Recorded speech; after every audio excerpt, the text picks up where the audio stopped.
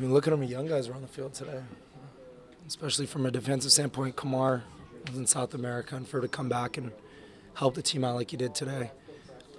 Connor, he had a great U.S. Open Cup game, so that gave him some comfort coming back into the starting lineup. And then, of course, when he got hurt, Chris came back, and that's not easy, mentally at least. And the guys did very well. Sean Davis, same thing. There's a bang, gave us a present up top. So from a defensive standpoint, they shut it down. They did well. Very sharp when it came to rest defense and limited the opportunities. But, of course, when we get a quick goal, all of a sudden that puts them on their back foot, and then the red card put it over the top. What's it like when you're facing an opponent that is down to 9 men, and I know obviously you're trying to cheer the guys on to get that second goal, and it doesn't come. What do you say to the guys when they're coming back defensively to help you out? After the second red card, my message was the same thing over and over again. Don't shut down. Mentally, don't shut down, because the only way they're going to score is if we slip up. At that point, I think they were okay leaving 1-0. I mean, you just look at the way they were wasting time. They were all right with the 1-0 loss. They didn't want to get embarrassed. So the message was simply to all the defenders, to the central midfielders, do not shut down. And the boys did a great job today.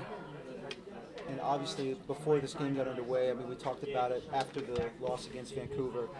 Your job, of course, being a secondary captain to this team, to give the guys a pep talk.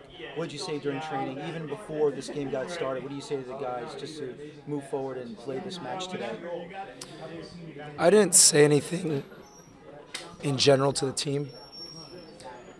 The past couple of days, what I did is singled some guys out and went and spoke with them, and just try to encourage them in the sense that we need to take things more personal. When we get beat, we need to take ownership of that and really take it personal, so that there's that sort of motivation to one-up our opponent. I still feel like we could be grittier, and that was the one thing that I spoke to the defense before the game, is that this team will not outcompete us today. It doesn't matter if we don't win. They are not going to outcompete us. And I felt like the way they played and the effort they brought was exactly that. They weren't going to outcompete us. They did a great job handling Chao Plato. He's very crafty on the ball. And then, of course, Sandoval is a handful. And then, of course, it always helps when their best player in the midfield gets a red card and we don't have to deal with him. But even while he was on there, the guys did a good job of locating, tracking him, and shutting him down.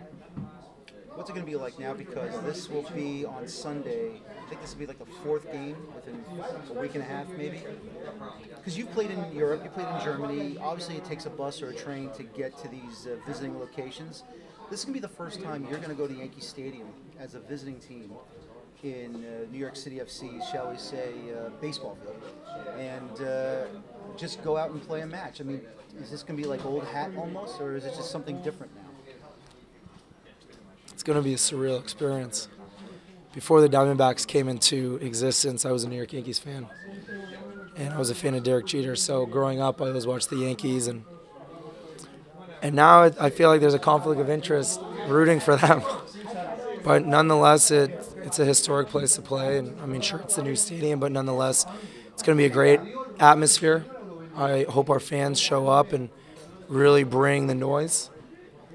But nonetheless, it's an important match for us, because just like we were sliding and won a 4-game losing streak, we'd like to use this game as a momentum builder. Sure, it was only 1-0, and there were some opportunities for us to extend the lead. But I think the most important thing to take away from the game is that we've ended our losing streak, and this is a turning point in which we should go on a different streak, an unbeaten streak.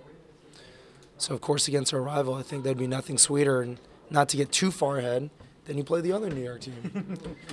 So this next game is not only going to be big for our fans, it's going to be big for the team. But I think you come out of that game with the right result, and all of a sudden you put yourself in a good position going into the second half of the season.